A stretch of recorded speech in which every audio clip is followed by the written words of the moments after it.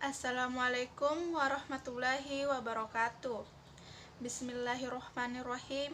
Alhamdulillahirabbil wassalatu wassalamu ala asyrafil anbiya'i wal mursalin Sayyidina Muhammad wa ala alihi washabihi ajmain, amma ba'd. Segala puji hanya milik Allahu Rabbi, segala zat yang maha ghafur, zat yang maha syukur, yang telah memberikan beribu-ribu nikmat yang tidak terukur. Nikmat iman, nikmat Islam, sampai nikmat sehat walafiat, sehingga kita bisa berkumpul di tempat yang insya Allah diberkahi oleh Allah Subhanahu wa Ta'ala. Pada kesempatan hari ini, saya akan menyampaikan sebuah ceramah singkat yang berjudul Adab Membaca Al-Quran dan Hikmahnya. Hadirin hadirat yang dirahmati Allah, Nabi Muhammad SAW menyebutkan Al-Quran nantinya akan menjadi salah satu pemberi syafaat bagi para pembacanya.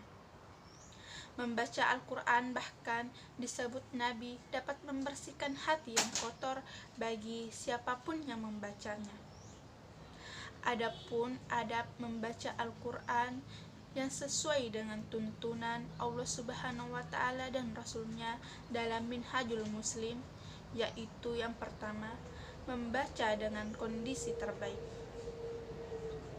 Seorang muslim dianjurkan untuk membaca Al-Quran dalam kondisi sempurna, yakni dengan bersuci terlebih dahulu atau berwudu. Lebih utama menghadap kiblat serta duduk dengan penuh tata krama dan tenang. Adab yang kedua yaitu membacanya dengan tartil. Rasulullah SAW bersabda yang artinya, sesungguhnya yang menamatkan bacaan Al-Quran kurang dari 3 malam, maka dia tidak akan bisa paham. Hadis riwayat Tirmizi. Berdasarkan hadis tersebut, hendaknya setiap muslim tidak membaca Al-Quran dengan terburu-buru, bahkan membaca cepat sehingga bisa khatam Al-Quran dalam kurun waktu 3 hari. Hal ini karena terburu-buru dalam membaca Al-Quran akan mengurangi kehusyukan membaca dan tidak dapat memahaminya. Hadirin hadirat yang dirahmati Allah, adab yang ketiga yaitu membacanya dengan khusyuk hingga nampak kesedihan. Rasulullah SAW bersabda yang artinya, bacalah Al-Quran dan menangislah. Jika kalian tidak bisa menangis, maka buat-buatlah seperti kalian menangis. Hadis riwayat Ibnu Majah.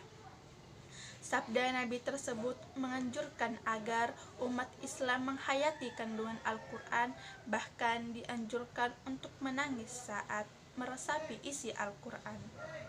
Adab yang keempat yaitu memperindah suara ketika membaca Al-Quran. Rasulullah SAW bersabda yang artinya, hiasilah Al-Quran dengan suara kalian. Hadis riwayat Ibnu Majah. Saat membaca Al-Quran, setiap muslim disunnahkan untuk memperindah setiap bacaannya. Hal ini juga sebagai upaya membaca Al-Quran dengan perlahan dan menghayati tiap kalimatnya. Adab yang kelima yaitu membaca dengan suara lembut. Rasulullah SAW bersabda yang artinya, orang yang membaca Al-Quran dengan keras seperti orang yang bersedekah dengan terang-terangan. Hadis riwayat Sunan Abi Dawud.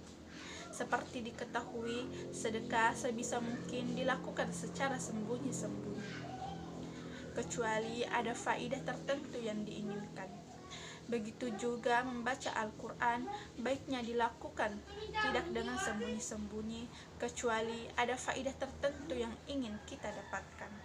Hadirin hadirat yang dirahmati Allah, adapun hikmah atau keutamaan dari membaca Al-Quran yaitu yang pertama, mendapatkan pahala dan kebaikan.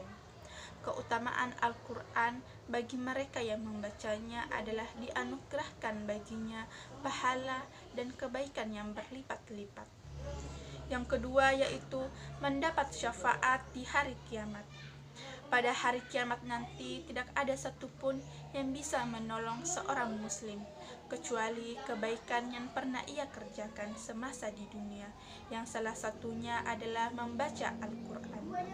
Rasul pernah bersabda yang artinya, bacalah Al-Quran karena ia akan datang pada hari kiamat memberikan syafaat kepada pembacanya. Hadis riwayat Muslim.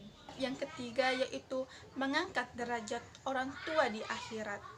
Fadilah lain dari ibadah membaca Al-Quran adalah diangkatnya derajat orang tua di akhirat, dijauhkan dari azab neraka, serta dipakaikan mahkota yang lebih indah dari cahaya matahari di dunia. Barang siapa membaca Al-Quran dan mengamalkannya, maka kedua orang tuanya akan dipakaikan mahkota pada hari kiamat yang cahayanya lebih indah daripada cahaya matahari di rumah-rumah di dunia ini. Hadis riwayat Abu Dawud. Yang keempat yaitu meringankan masalah hidup. Cobalah mulai mendekatkan diri kepada Allah Subhanahu wa Ta'ala dengan sering-sering membaca Al-Quran. Baca perlahan dan pahami maknanya. Al-Quran adalah obat yang sangat mujarab untuk menyembuhkan berbagai penyakit hati. Dan kami turunkan dari Al-Quran suatu yang menjadi penawar dan rahmat bagi orang-orang yang beriman. Dan Al-Quran tidaklah menambah kepada orang-orang yang zalim selain kerugian. Quran Surah Al-Isra ayat 82. Yang kelima yaitu Al-Quran sebagai cahaya hidup. Al-Quran merupakan pedoman hidup yang akan membantumu menuju jalan yang lurus. Ia akan menjadi cahaya hati yang akan menghindarkanmu dari segala kegelapan di dunia. Allah Subhanahu wa Ta'ala bahkan menjanjikan karunia yang di dalamnya dibacakan Al-Quran setiap harinya. Hendaklah kamu bercahaya rumah tanggamu dengan sholat dan dengan membaca Al-Quran. Hadis riwayat Baihaqi.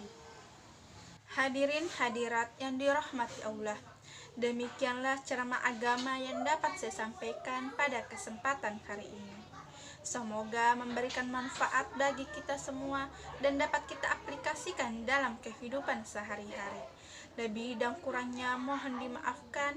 Yang benar datangnya atas bimbingan Allah Subhanahu wa Ta'ala yang maha benar, dan yang salah, hilaf atau keliru itu datangnya dari saya pribadi sebagai manusia yang tak pernah luput dari salah, hilaf dan dosa. Akhirul kalam, wassalamualaikum warahmatullahi wabarakatuh.